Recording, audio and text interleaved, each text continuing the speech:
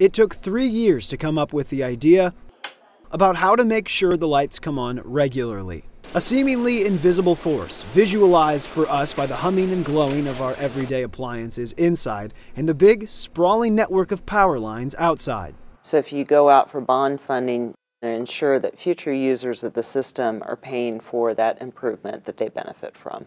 As Columbia grows, so does its demand for electricity. And to keep up with federal rules, Columbia Water and Light will build new transmission lines, potentially paid for by a $63 million bond on the April ballot.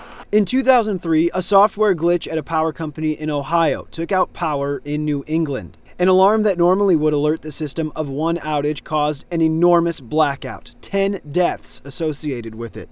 So for the years following, the Federal Energy Regulatory Commission looked at power grids across the country, making sure cities that suffered a large power failure would not overburden other systems. That's why the federal government takes it very seriously. They don't want any one problem to cause a big problem for the United States, and that's why the fines are so huge.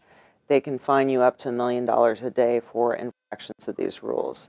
And that's why the Southern Transmission Line project is happening, bond money or no bond money. If voters choose to pay for it using the bond, it's a 6% rate increase over 4 years. But if it fails, Kaprowitz says rates could go up as high as 25%.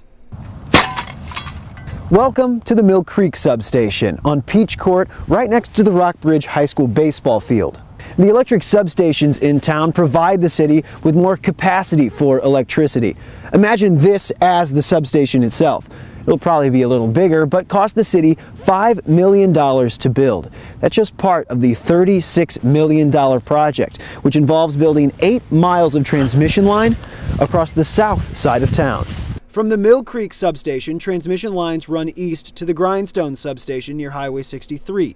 Then the lines run west down Nifong Boulevard, around the roundabout at Scott and Vaughter School, and north along Scott Boulevard, ending at the Pershing Creek Station. I'd rather ask for something a little bit less and get something rather than get nothing. 3rd Ward Councilman Carl Scala remembers the years of discussion on the project and the need to avoid costly federal penalties. After voters rejected several tax and fee increases in the last 2 elections, Scala wants to see the bond amount lower to have a lighter effect on utility bills if passed. And in this particular political environment, I think we ought to do our due diligence to make sure that we can pare this down to as bare bones as possible.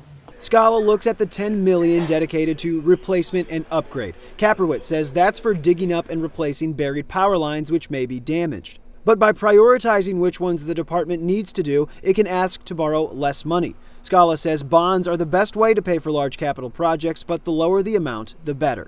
Because the only way to do this is with the cooperation of the community and the respective departments.